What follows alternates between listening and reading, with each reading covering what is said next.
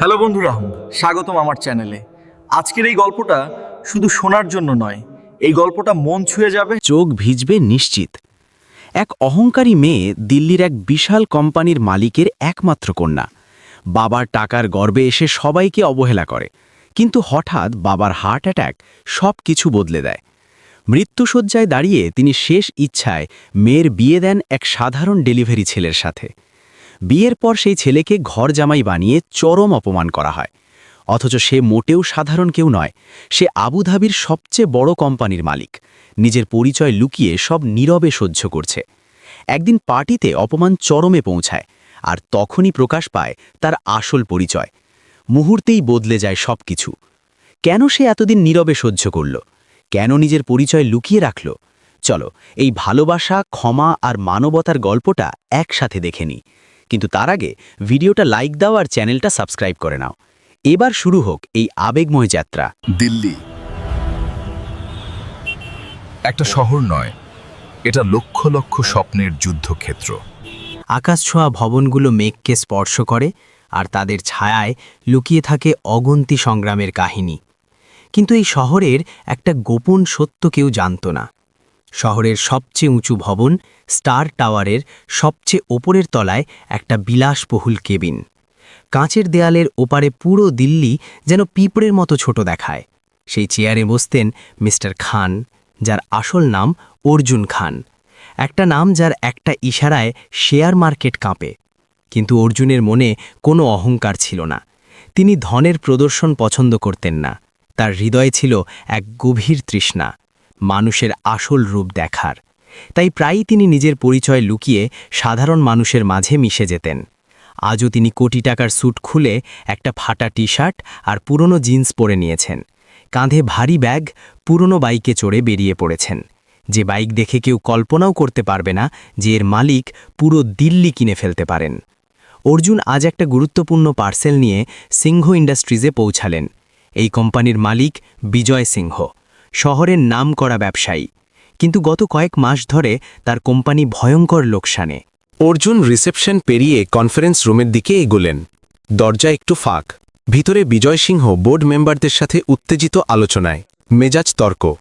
Sir, এই delay সই না করলে আমরা শেষ, একজন ডিরেক্টর কাঁপা গলায় বললেন। বিজয় টেবিলে ঘুষি মারলেন। কিন্তু টাকা কোথায়? কোথায় বিনিয়োগ করলে তাড়াতাড়ি ফিরে আসবে? ঠিক তখনই অর্জুন দরজায় টোকা দিলেন। এক্সকিউজ মি স্যার, আপনার পার্সেল। বিজয়ের রাগ তখন চরমে। ওখানে রাখো আর বেরিয়ে যাও, মিটিং চলছে দেখতে পাচ্ছ না? অর্জুন চুপচাপ পার্সেল রাখলেন, কিন্তু তার চোখ পড়ল প্রজেক্টরের গ্রাফে। এক মুহূর্তে বুঝে গেলেন কোথায় ভুল হচ্ছে। যাওয়ার সময় পা থেমে গেল। স্যার, অর্জুন নরম গলায় বললেন, মাফ করবেন, আমি ছোট মানুষ, কিন্তু যদি আমার কথা শোনেন, সোলার পাওয়ারের শেয়ারে এখনই বিনিয়োগ করুন। কাল সকালে ওদের একটা বড় মার্জার ঘোষণা হবে, আপনার লাভ 3 গুণ হবে। রুমে মৃত্যুর মতো নীরবতা। সবাই অবাক চোখে তাকালো। বিজয়ের মুখ রাগে লাল। এখন এই 2 পয়সার ডেলিভারি বয় আমাকে ব্যবসা শেখাবে? তোদের মতো লোকের দুবেলা রুটি ঠিক নেই আর আমাদের কোটি টাকার উপদেশ দেবে? অর্জুনের গলায় শুধু শান্তি। না স্যার, আমি শুধু একটা উপদেশ দিচ্ছি, লাভ লোকসান আপনার। গেট আউট, বিজয় চিৎকার করলেন। অর্জুন হালকা হেসে মাথা ঝুঁকিয়ে বললেন, জি স্যার, আপনার দিন শুভ হোক, এবং চলে গেলেন। কিন্তু কোনায় বসা একজন বুড়ো অ্যাকাউন্ট্যান্ট ধীরে বললেন, স্যার, ওই ছেলের চোখে একটা আশ্চর্য বিশ্বাস ছিল। আমিও এমন গুজব শুনেছি। অন্যরাও চাপা গলায় সমর্থন জানালেন। ডুবতে থাকা মানুষ খড়কুটো ধরে। বিজয় গভীর শ্বাস নিয়ে বললেন, ঠিক আছে, আমরা তো ডুবছি। ওই ছেলে ঠিক হলে ভালো, নইলে শেষ ভুল। সোলারে টাকা লাগাও। পরদিন সকালে শেয়ার মার্কেট খুলতেই হইচই। সোলার পাওয়ারের শেয়ার আকাশ ছুঁয়েছে। বিজয়ের কোম্পানি একদিনে এত লাভ করল যা গত 5 বছরেও করেনি। নিউজ চ্যানেলে তার নাম। কেবিনে বসে বিজয়ের হাত কাঁপছিল। ওই ছেলে সাধারণ নয়, তিনি বিড়বিড় করলেন। তৎক্ষণাৎ সেক্রেটারিকে ডেকে বললেন, ওই ডেলিভারি ছেলেকে খুঁজে বের করো, নাম অর্জুন, তাকে এক্ষুনি চাই। অর্জুন যখন ডাক পেলেন, তিনি জানতেন এমন হবে। আবার সেই ভাটা কাপড়ে বিজয়ের অফিসে পৌঁছালেন। এবার সবাই তাকে সম্মান করে। বিজয় চেয়ার ছেড়ে উঠে এসে কাঁধে হাত রাখলেন, চোখে স্বার্থ আর কৃতজ্ঞতা মিশ্রিত। আয় অর্জুন, তোর টিপ জাদু করে দিয়েছে, তুই অসাধারণ।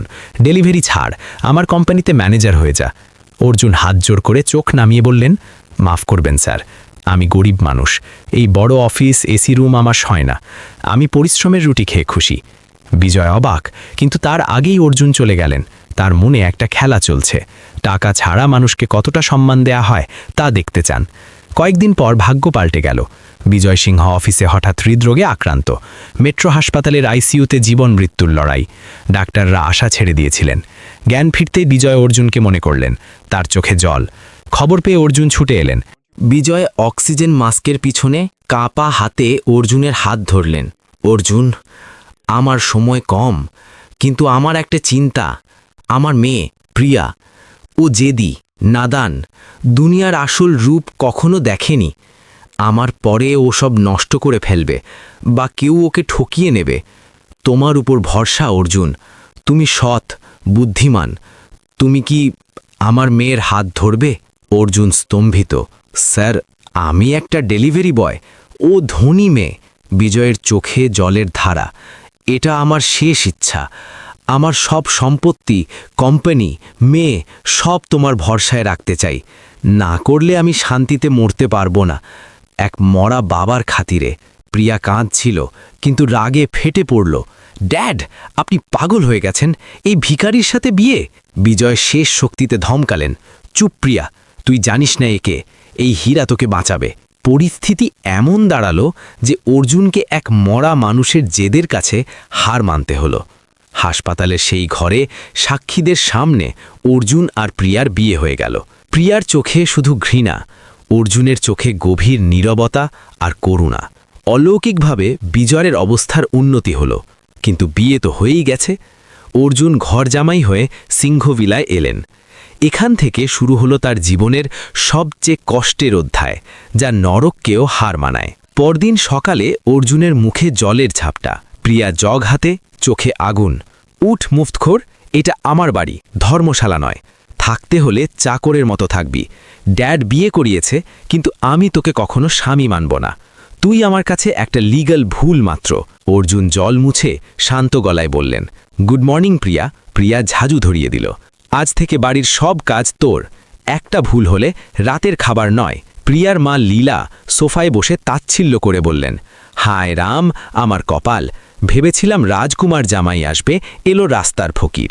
ওই কোনায় ধুলো, ভালো করে মোছ। তোদের বাপদাদারাও নিশ্চয়ই এসব করত, অভ্যাস তো আছে। অর্জুনের ভিতরের মিস্টার খান এক মুহূর্ত জেগে উঠলেন, যিনি এই ভিলা এক চেকে কিনে নিতে পারেন। কিন্তু তিনি রাগ গিলে নিলেন। তিনি প্রতিশ্রুতি দিয়েছেন এক মরা মানুষকে। চুপচাপ ঝাড়ু ধরলেন, কিন্তু তার চোখে জল চিকচিক করছিল। না রাগে, করুণায়। দিনের পর দিন অপমান, গালাগালি, বকুনি।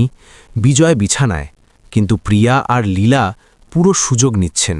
অর্জুন সব সহ্য করছেন, কারণ তিনি কথা দিয়েছেন। কিন্তু প্রত্যেক মানুষের ধৈর্যের সীমা থাকে। এক দুপুরে অর্জুন ডেলিভারির কাজে। অর্ডার এলো ইম্পেরিয়াল প্যালেস হোটেলের 402 নম্বর রুমে, শহরের সবচেয়ে দামি হোটেল। দরজা খুলতেই অর্জুনের হৃদয়টা যেন থেমে গেল। রোহিত দাঁড়িয়ে, শার্ট খোলা, হাতে ওয়াইন, মুখে ঘৃণ্য হাসি।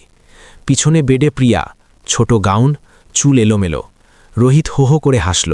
আরে প্রিয়া ডার্লিং, দেখো তোমার লিগাল চাকর পার্সেল নিয়ে এসেছে। অর্জুনের রক্ত ফুটতে লাগল, চোখে জল আর রাগ। প্রিয়া, তুমি এখানে এর সাথে? প্রিয়ার চোখে লজ্জার ছিটে ফোটাও নেই। হ্যাঁ, রোহিত আমার লেভেলের, তুই না। তুই আমার জুতোর ধুলোও নোস। আমরা বিজনেস করছি, কাল মিস্টার খানের সাথে বড় ডিল। অর্জুনের গলা ভারী হয়ে এলো। প্রিয়া, বিজনেস বন্ধ হোটেল রুমে হয় না, তোমার লজ্জা করা উচিত। প্রিয়া নিয়ন্ত্রণ হারালো। একটা জোরালো থাপ্পড় অর্জুনের গালে। তুই নোংরা নর্দমার কীট। তোর সাথে বিয়ে আমার জীবনের সবচেয়ে বড় ভুল। আমি তোর থেকে তালাক চাই। সেই থাপ্পড় অর্জুনের ভিতরের স্বামীকে মেরে ফেলল। চোখ থেকে রাগ মুছে গেল। এলো এক ঠান্ডা করুণ শান্তি। ঠিক আছে প্রিয়া, তালাক চাও, পাবে। কিন্তু মনে রেখো, আজ তুমি যা হারালে তা তোমাদের 7 পুরুষেও কিনতে পারবে না। প্রিয়া রোহিত পাগলের মতো হাসল। অর্জুন পার্সেল ফেলে চলে গেলেন। মনে মনে শপথ, এতদিন তুমি অর্জুনকে দেখেছ, এবার খানকে দেখবে। সেই রাতে অর্জুন বাড়ি ফিরলেন না, সোজা স্টার টাওয়ারে। অর্জুন মাইক তুললেন, গলা ভারী। লেডিজ অ্যান্ড জেন্টলম্যান, এই ড্রামার জন্য ক্ষমা চাইছি, কিন্তু আজ আমরা সবাই একটা শিক্ষা পেলাম। মানুষের পরিচয় তার কাপড়ে নয়, তার হৃদয়ে, তার কর্মে। আমি এতদিন চুপ ছিলাম, কারণ এক মরা বাবার শেষ ইচ্ছা রক্ষা করতে চেয়েছিলাম। আমি বিশ্বাস করেছিলাম ভালোবাসা আর ধৈর্য সব বদলে দিতে পারে, কিন্তু কিছু মানুষের হৃদয় পাথরের চেয়েও কঠিন। তার গলা ধরে এলো, শো মাস্ট গো অন।